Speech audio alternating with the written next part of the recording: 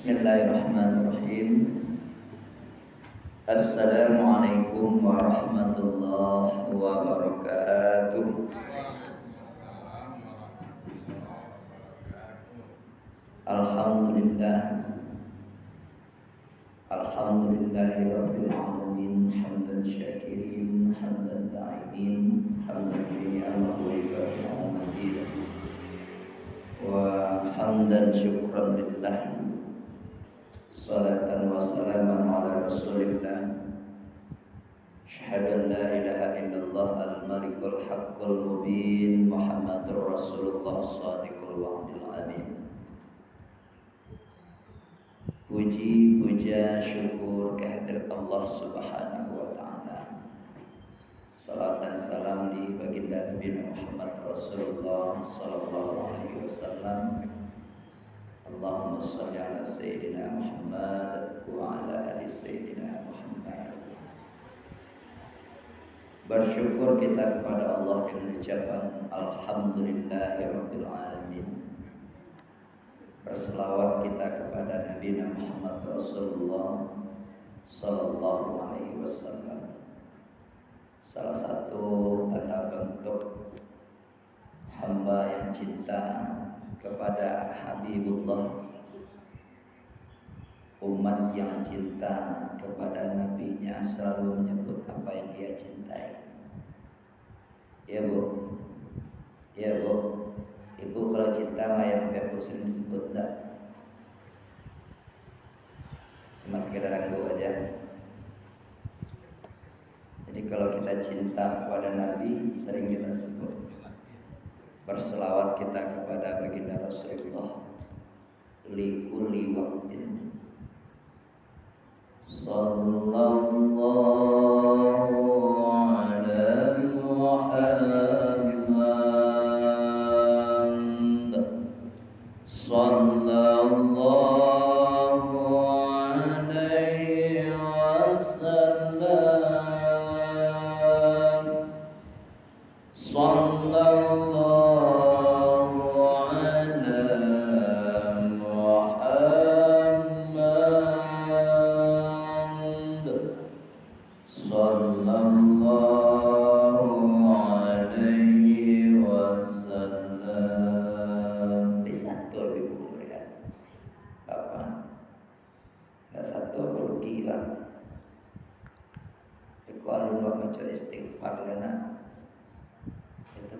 kajian masalah bahasa, faedah bahasa. Kalau istighfar apa bacaannya? Istighfar apa bacaannya?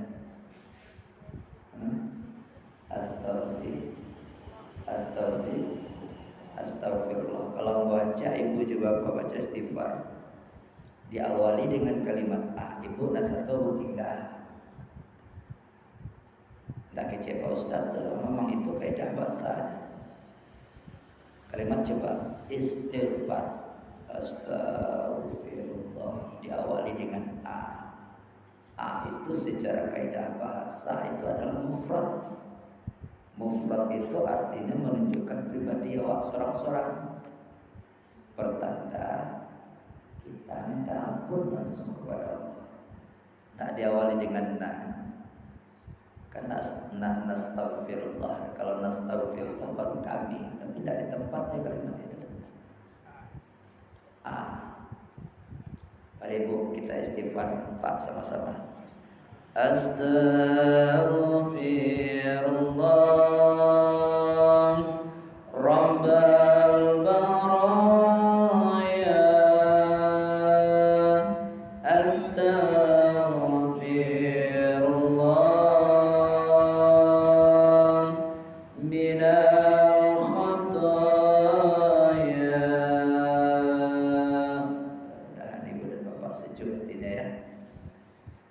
Nanti kalau ada lomba Asmaul Husna, lomba di dalam majelis taklim, ibu tampil di situ, ada pemandunya membaca. Ya astagfirullah, kita ikut walaupun itu dalam hati. Kalau tidak tinggal kita. Fasma'u qala Allah Ta'ala fil Qur'anil Karim. A'udzubillahi minasyaitonir rajim. Bismillahirrahmanirrahim. Ya ayyuhalladzina amanu taqullaha haqqa tuqatih wa la tamutunna illa wa antum muslimun. Wahai orang-orang yang beriman, kata Allah. Allah nak sebut insan di situ sama kayak panggilan Allah ketika menyuruh kita puasa. Panggilannya dengan aman.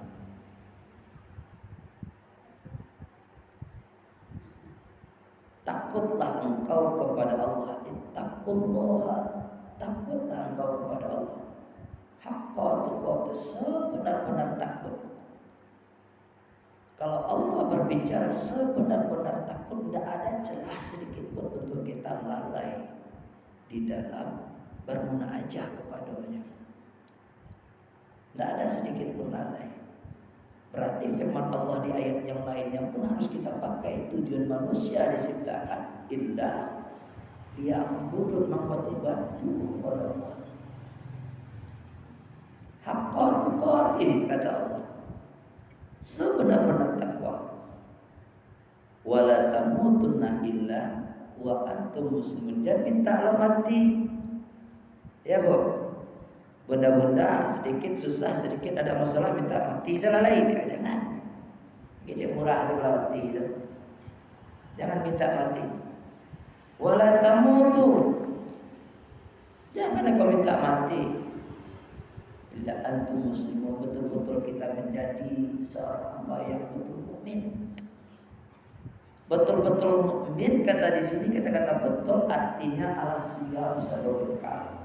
Apa orang tua dari bocah petak tidak Pak. Jangan dibodoh Bapak hadirin yang dirahmati Allah, karena mati itu adalah suatu peristiwa yang sudah pasti. Apa nanda yang bapak yang putri itu? Mati itu suatu peristiwa yang sudah pas. Tidaknya dimintanya diboyo gitu. Kapan waktunya Ustaz? Masa yang menentukan. Nah ibu dan bapak hadirin wal hadirat jamaah qiyamul lail rahimakumullah. Sesuai yang diamanahkan pengurusnya dalam kehidupan kita, sesuai pada malam yang ke-16 ini, biar tidak keluar dari jalur kita, tema kita apa judulnya? Meningkatkan amal ibadah. Meningkatkan amal ibadah. Ibu bapak hadirin wal hadirat rahimakumullah. Sama-sama kita dalam hal ini ya Pak ya. Pak, sama-sama ulang-ulang kaji ya. Kalau ada yang lupa menandakan mengingat insyaallah. Kalau tak kalau sama kita jagokan. Maka kita berawal dari firman Allah tadi. Bagi siapa hamba yang bisa meningkatkan amal ibadah ini, dua kuncinya. Siapa orang yang bisa? Dua. Pertama iman, ya. Kedua Islam. Pertama iman, kedua Islam.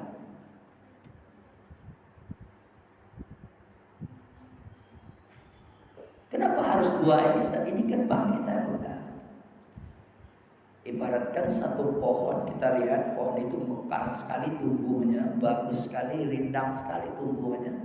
Ketika buahnya belum tumbuh, dia akan menerbitkan sebuah bunga yang mekar. Ya, di bunga itu ada rantingnya. Bisakah ranting itu naik begitu saja tanpa ada akar? Tidak bisa. Nah, di dalam Islam kita itu akarnya Islam tadi. Di dalam dinul Islam akarnya Islam itu tadi. Baru kita meranting ke atas berupa imannya. Dua ini kuncinya. Apakah setiap orang beriman itu Islam? Sudah pasti. Tapi belum setiap orang Islam itu belum tentu dia beriman. Kancang kaji kok keluar sorok Pak. Aku tilan nak nganggur. Kalau setiap orang Islam itu beriman, pasti masjid musala dimanapun berada, asal mengaku iman, asal mengaku dia Islam, sesuai dengan apa yang dia janjikan pada ruhnya, masjid musala tidak bakalan lengang.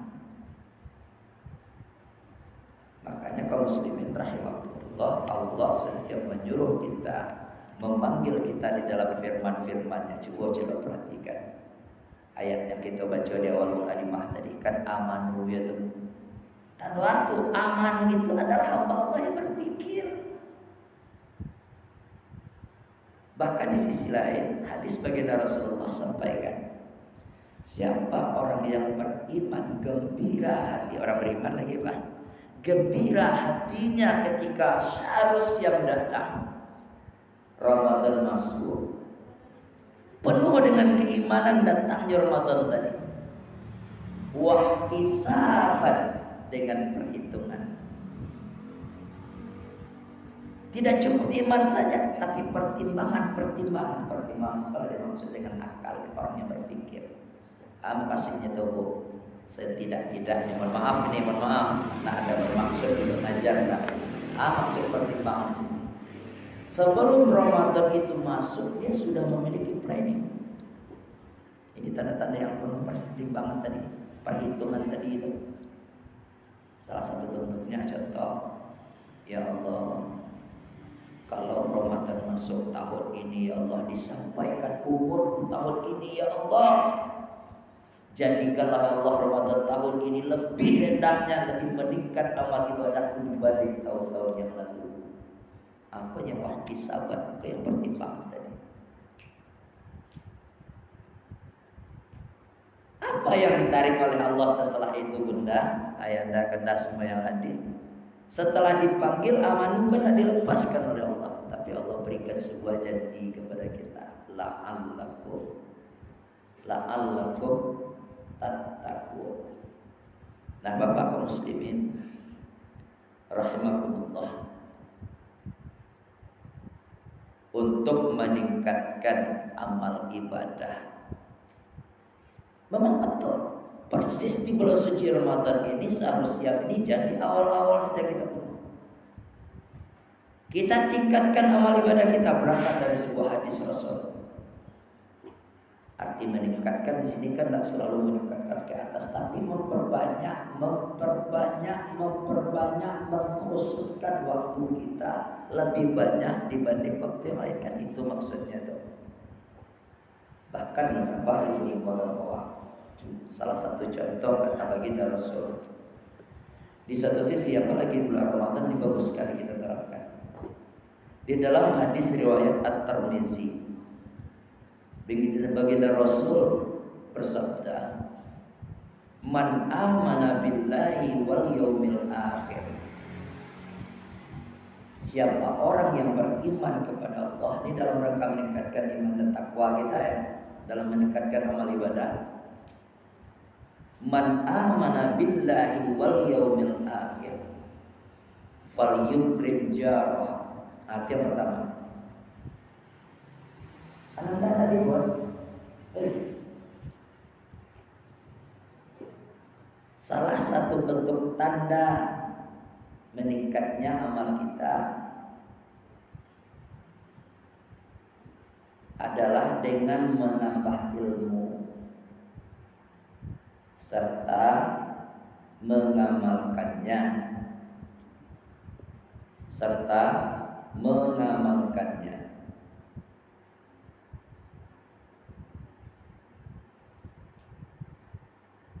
seperti hadis baginda Rasulullah. Apa ilmunya? Yang tadi kita sebutkan. Satu, siapa yang beriman kepada Allah dan hari akhir, fal yukrim jar,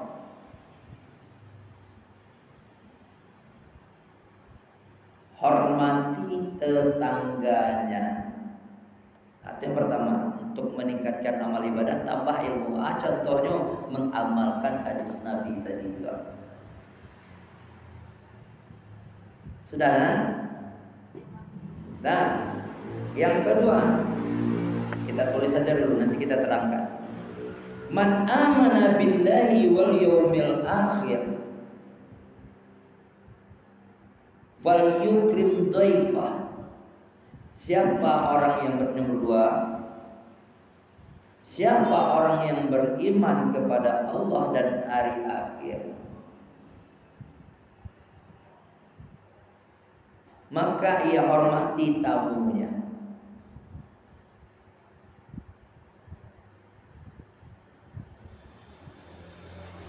Yang ketiga, kita tulis saja dulu. Man amana billahi wal yawmil akhir falyaqul khairan aw liyasmut.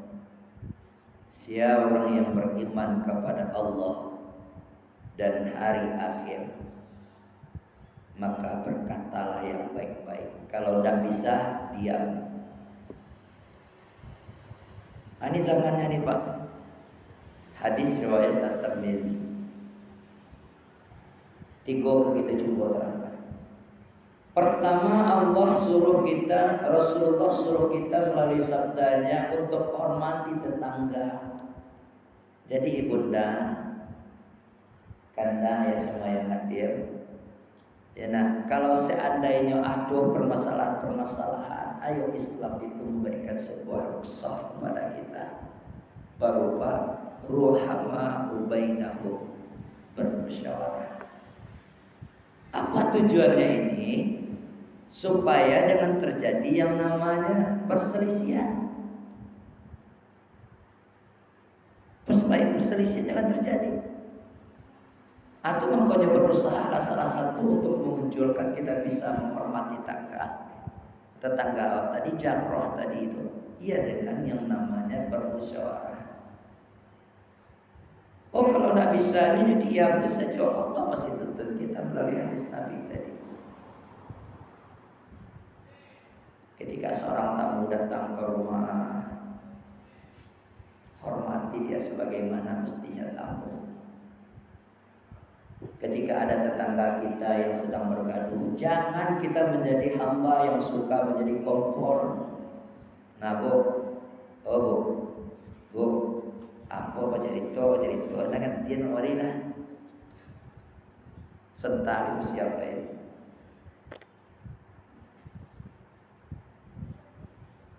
Jadi kalau ada hal ini terjadi, jangan pernah kita coba apalagi di sosial. Sempatlah seorang hamba atau ibu-ibu, bapak diantaranya ada tetangga yang sedang berselisih, berusahalah dia menjadi air atau penyejuk. Jangan sempat menjadi kompor. Kalau sempat menjadi kompor di sini, tukang panen malah negalai. Ya Allah, ini puasanya sama aja tidak jadi, apalagi di bulan Ramadan. Sedangkan yang kedua, duyuf, jamak dari dhaif, tamu. Sekarang kita kan sama-sama tamu di rumah Allah. Tapi sesungguhnya kita pun juga kalau tahu pada hakikatnya sedang menghormati tamu. Zahirnya kita juga tamu di rumah Allah, tapi kita pun juga sedang menghormati tamu. Maksudnya itu.